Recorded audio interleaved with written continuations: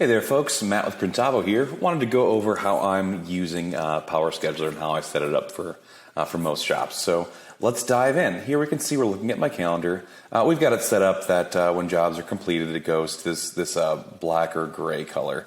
It's going to really depend on how you want to do things, but I like to keep any archived quotes that kind of die off or any jobs that are completed into black or grays just to make it clear those are done and complete. And anything else is colorful, saying it's still in production.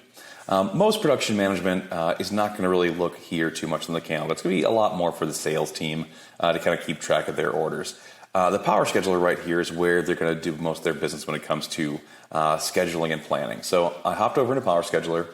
Here I'm looking at just screen printing. You can choose which department you're looking over to schedule right now. Now I've got it set up in this account where when a job enters the Power Scheduler, which we have it set up so it goes once art is approved. So once art's approved, it then says, okay, heads up, it's going to go into the Power Scheduler. You can change that to be whatever part of that process you'd like it to be. When it goes into there, it has a text message that it sends to me saying, hey, a job's ready to be scheduled. So there's never more than like a handful of jobs that are going to be in this area if you're notifying yourself frequently to go schedule those jobs out. So let's take a look here. I can see I've got 4 unscheduled. Now, if these buckets are all closed like this, it'll look a little bit different, but we can always see we've got some information on the side there. So I go here to 4 unscheduled. I have 4 unscheduled and unassigned. So unscheduled means a date has not been given. Unassigned means a station has not been given. So right now they're unscheduled and unassigned.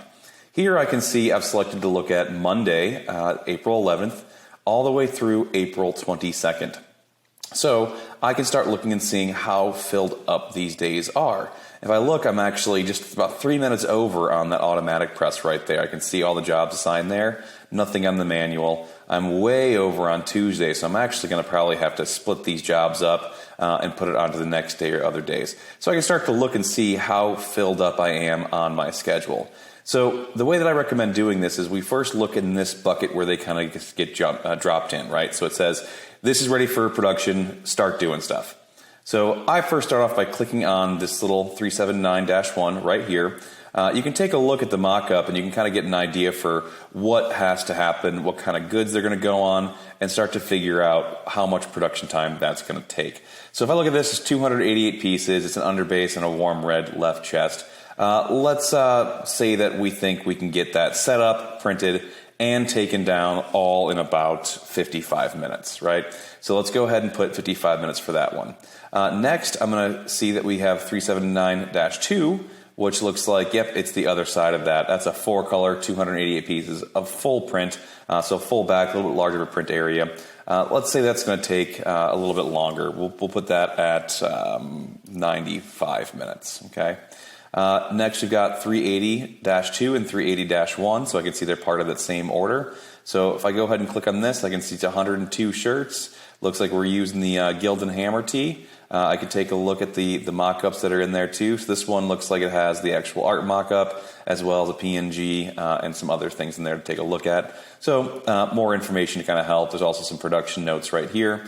So let's say for this one, it is a 5-color. We're going to say that one's going to take about 80 minutes on white, no underbase.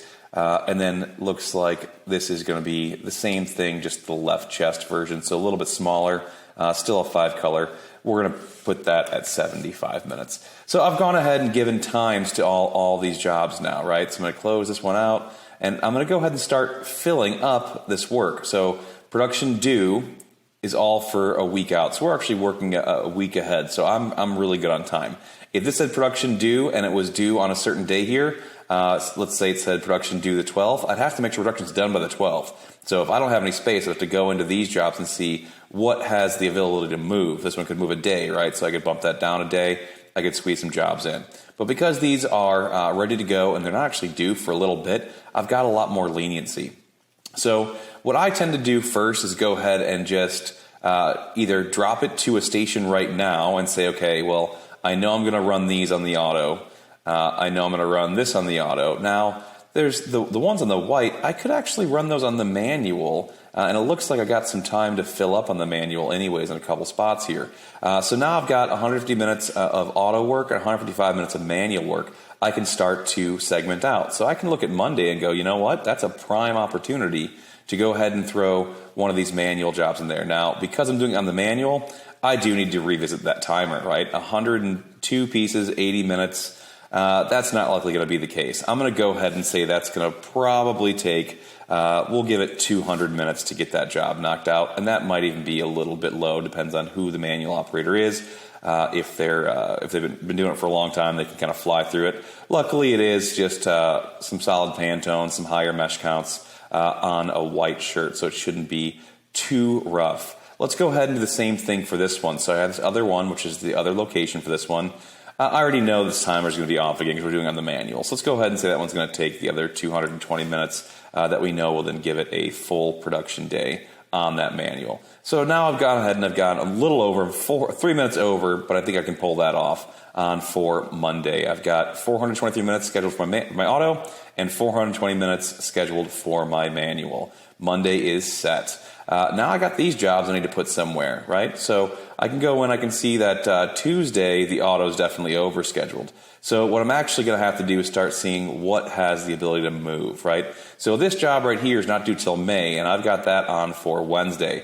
I can definitely bring that out. I'm just going to go ahead and bring that down to Friday and just to open up that time on Wednesday. So now that I've opened the time up on Wednesday, I can take one of these jobs. We're definitely a bit over. Why don't I go ahead and take this one right here? I'm going to split this job. So now I got 77.2A, 77.2B. And why don't I try to do the 120 minutes on this, right? And this one's going to be the balance of that, which was going to be 180 minutes. And I'm going to go ahead and move the 180 minute one down to the next day. So I've gone ahead and I've got them doing one whole print location on that press, and then they're going to start the second print location. It's not quite going to finish. They're going to move it over the next one. I'm going to go ahead and assume they can probably get done, let's call it 188. And then on the next day over here, we'll go ahead and we see it's got 288. This one shows we're short. I'm going to go ahead and put the other 100 on there as the balance. And now we've got those days set up. So now I've got a good full day on the auto for Tuesday. Wednesday, I'm starting to have some openings, right? So now I can start to bring in these unscheduled jobs onto the auto for that day and start filling up the time. Let's go ahead and bring that one down.